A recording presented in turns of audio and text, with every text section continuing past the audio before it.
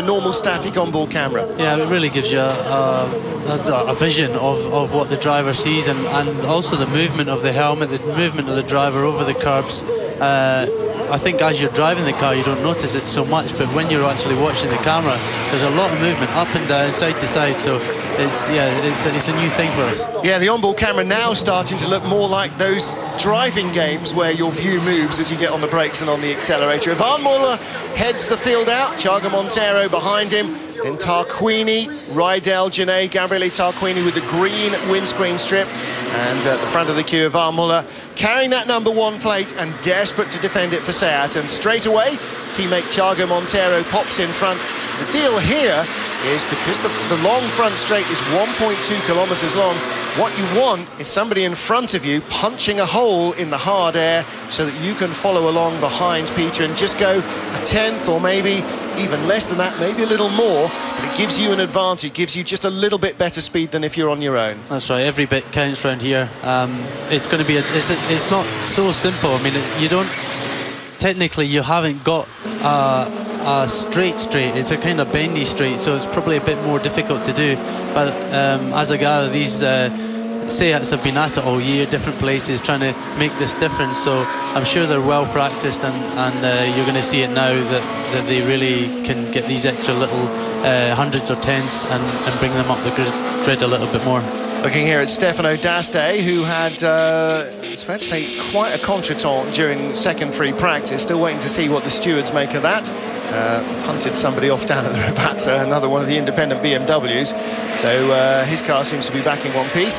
Gabriele Tarquini, and right behind him, always on the hunt for a tow, Andy Prio sneaking up behind the Seat train. And the problem for Tarquini, of course, is that although he might get a tow from 2 or 3 cars in front of him, he'll be giving one away to Prio, which not only helps Prio speed up, but actually slows Tarquini down a fraction as well. Yeah, and it's not like Tarquini can just back off and let him go. He might be on a good lap himself and on fresh tyres and need to make the most of it, and they just need to give that tow to Prio or whoever else is behind at that time. Now the two Toms, I sort of suspected maybe that Tom Boardman and Tom Coronel might help each other. Incidentally, in the yellow car, now this is the prize winner's car from the Seat Euro Cup, is Larini. So we have 3 Larinis racing here this weekend. In one of those blue Chevrolets, Nicola Larini.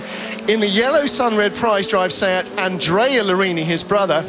And Nicola's son, Gabriele, is also racing here, his teenage son racing in the Fiat 500 Challenge as well, one of the support races here. So all racing members of the Larini family fully accounted for. Be interesting to see if any of them comes up with a win. And if it's Gabriele, then yes, that might cause a few more ructions.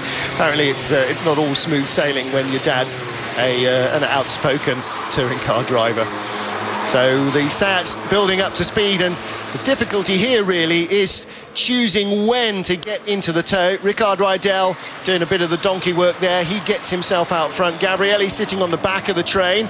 Again, the helmet camera showing you very clearly those tyre stacks there. And they really do make sure that the drivers stay off those big curves.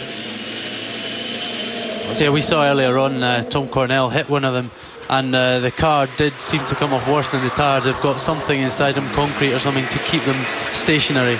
And yeah, we're going to see them get moved for sure, certainly during the race. But you know, it's not a nice thing as a driver, because you're really on a good lap. You turn in a bit too much. You get a bit of oversteer like there, and all of a sudden you're heading towards the tyres. Well, now there is an absolute graphic example of the possible problems here. See, Rydell out front, then Imola fine. Thiago Monteiro got a little bit sideways there, just a fraction too late on the brakes into the Ravazza, and suddenly he's holding up Genet and Tarquini rather than giving them a really good tow down the straight. So now Tarquini's getting the tow, but he's going to have to go by these guys. They need to stay out the way, and actually Monteiro needs to know that, see, he's actually done exactly the opposite. He's held up Tarquini there. Yeah. He needed to completely fall on his sword there and let Gabriele go through and get a lap.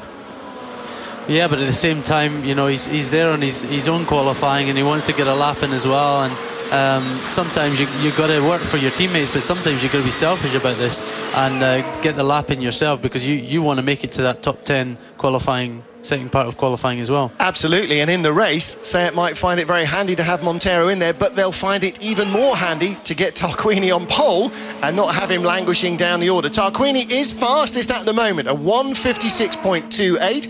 What were they doing this morning? First practice, 1:56.6. So the track was quite dusty this morning. It's getting quicker and quicker and will increase in speed. Also, quite a lot of cloud cover now that we didn't have earlier, Peter, and that probably has an effect on whether or not the track gets more slippery during the course of the day. I would think at the moment it's going to just produce a bit more grip perhaps than it was earlier on. It should do. Basically, the cloud cover cools the track a little bit. It's a couple of degrees cooler and the tyres don't go off as quick, so you know, it tends to work in the favour of the cars. So looking down your bar on the side there, as you saw Tom Coronel and Andrea Larini still circulating slowly.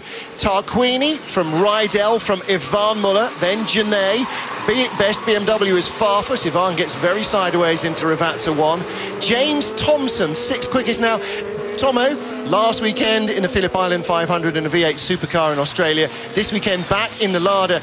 And again, we were both quite impressed with how quick that car was in free practice, considering that this is really quite a power circuit. He's going very quickly indeed. 6th in the Lada on pace.